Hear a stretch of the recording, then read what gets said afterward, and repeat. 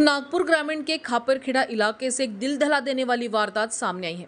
यहां 11 वर्षीय मासूम स्कूली छात्र का शव संदिग्ध परिस्थितियों में उसके घर से करीब 1 किलोमीटर दूरी पर झाड़ियों से बरामद हुआ है।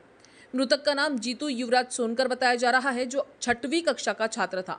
जानकारी के अनुसार 15 सितंबर को सुबह जीतू स्कूल जाने के लिए घर से निकला था, लेकिन वह वापस नहीं लौटा।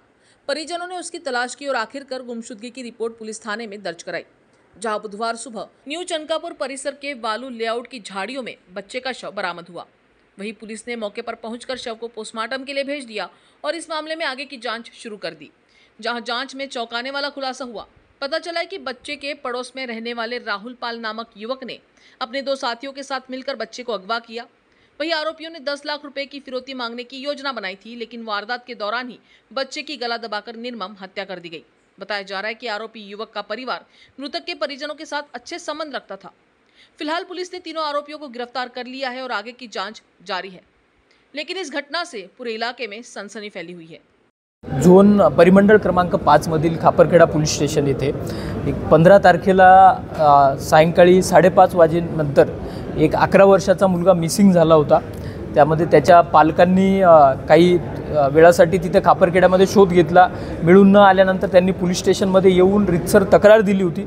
आपण 137(2) BNS नुसार गुन्हा दाखल केलेला होता आणि तसं 16 तारखेला पूर्ण दिवसभर आपल्या विविध म्हणजे 4 टीम संपूर्ण एरिया त्याच्यामध्ये जे जंगल असेल, आजूबाजूचं विहिरी असतील, जे वाहनं असतील किंवा तिथे WCLचे बरेच मोठ्या प्रमाणात क्वार्टर्स आहेत।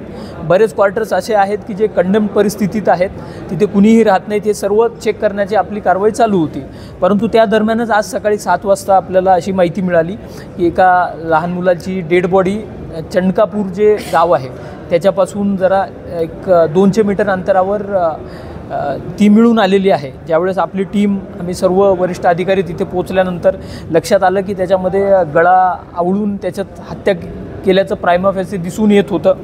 त्यानंतर आपण सर्व अँगलने तपास करायला सुरुवात केली, तर त्यामध्ये असं एक लक्षात आलं की हा जो मुलगा होता त्याचे आईवडील आणि हा मुलगा हे WCLच्या क्वार्टर्समध्येच राहत होते। त्यांच्या शेजारी राहणारा एक राहुल पाल नावाचा मुलगा होता की ज्यांचे खूप चांगले संबंध होते एकमेकांसोबत।